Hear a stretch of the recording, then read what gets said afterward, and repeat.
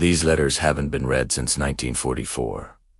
Imagine finding a box like this, tucked away in a dusty corner of an attic, completely forgotten by time. When we found it, it was wrapped in an original newspaper from June 6, 1944.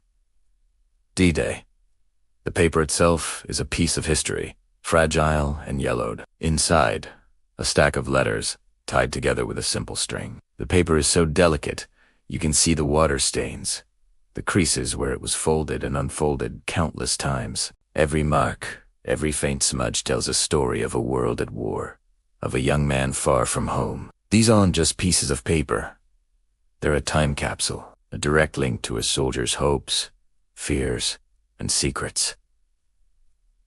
And the most incredible part, it seems he never sent them home. We're about to become the first people to read his words in 80 years. Let's uncover the story this soldier left behind. The first step is always the most nerve-wracking. Preservation. We need to make sure we don't damage these precious documents any further. So, gloves on. The paper is incredibly brittle. You can hear it crinkle with the slightest touch. The first letter is folded into a tiny, tight square. We have to unfold it with extreme care, using specialized tools to gently ease open the creases that have been set for decades. Every movement has to be slow and deliberate. Now for the cleaning. There's a layer of dust and grime that has settled deep into the fibers of the paper. Using a soft bristled brush, we'll gently sweep away the years. It's such a satisfying process, seeing the original surface reappear from beneath the dust. It feels like we're literally brushing away time itself. Once the surface is clean, we move to the digital phase. Each letter is placed on a high-resolution scanner. This isn't just about taking a picture. We're capturing every single detail, every fiber, every faint ink mark. The scanner uses different light spectrums, which sometimes helps reveal text that is faded to the point of being invisible to the naked eye.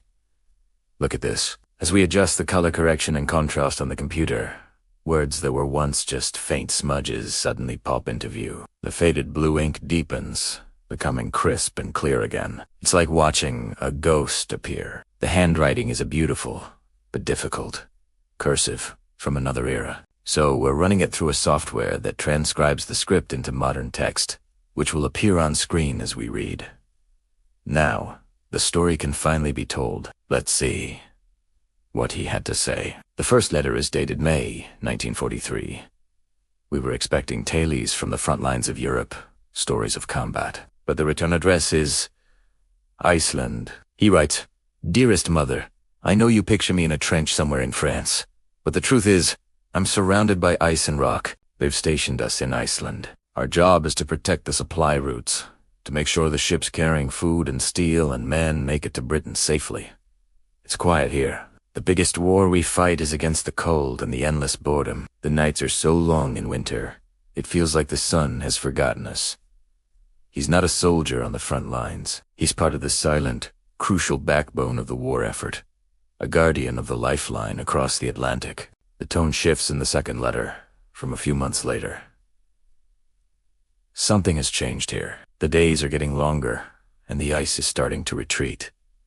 I've met someone. Her name is Elisa. She has hair, the color of the midnight sun, and a laugh that echoes off the mountains. She teaches me a few words of Icelandic, and I tell her about home, about the smell of freshly cut grass, and the warmth of a summer day, things I miss terribly. Being with her, it makes this place feel less like a post and more like a home. For the first time since I left, I feel a flicker of something I thought I'd lost. Happiness. He's falling in love. In the middle of a world war, on a remote island, he found a personal peace. But that peace is fragile. The third letter reveals a deep, hidden anxiety. It's written in a much hastier, almost frantic script. A letter came from my brother today. He's been decorated for bravery in Italy. Everyone back home calls him a hero.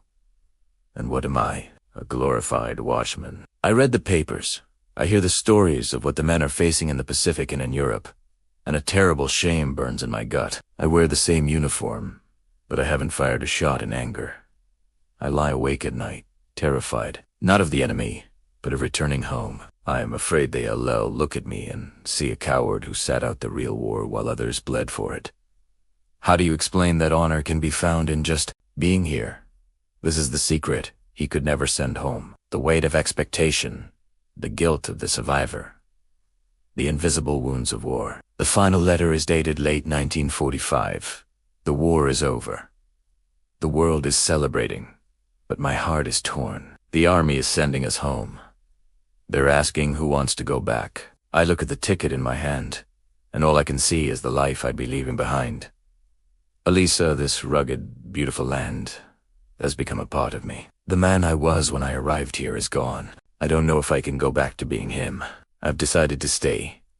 I'm trading my rifle for a hammer. We're going to open a small bookshop in town, a place of quiet stories after years of loud destruction. I don't know if it's the right choice, but it's my choice.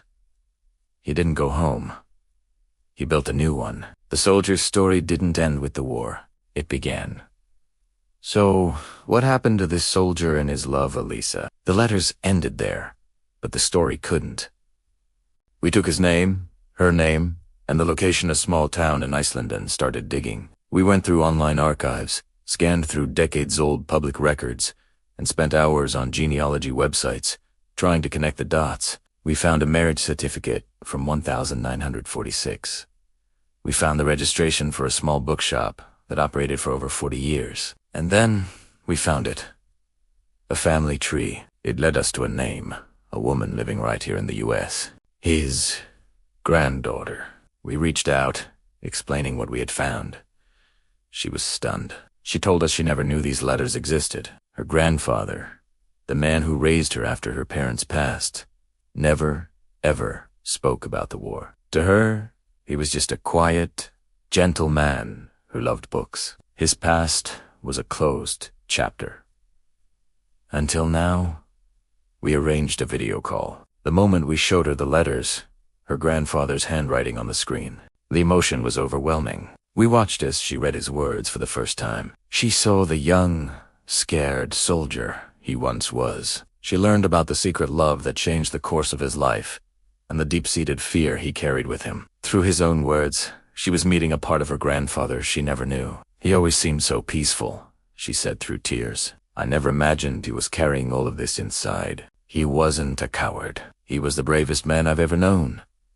Sometimes history isn't found in textbooks or grand monuments. It's hidden in attics, in dusty boxers, waiting to be found. And sometimes, understanding and healing can take 80 years, spanning generations. This journey started with a dusty box and ended with a family rediscovering its own history. It reminds us that every family has hidden stories, forgotten moments locked away. What's in your attic? What stories are waiting in a shoebox or an old trunk? We'd love to hear about the treasures you've found. Share your stories in the comments below. Thanks for watching, and don't forget to subscribe for more journeys into the past.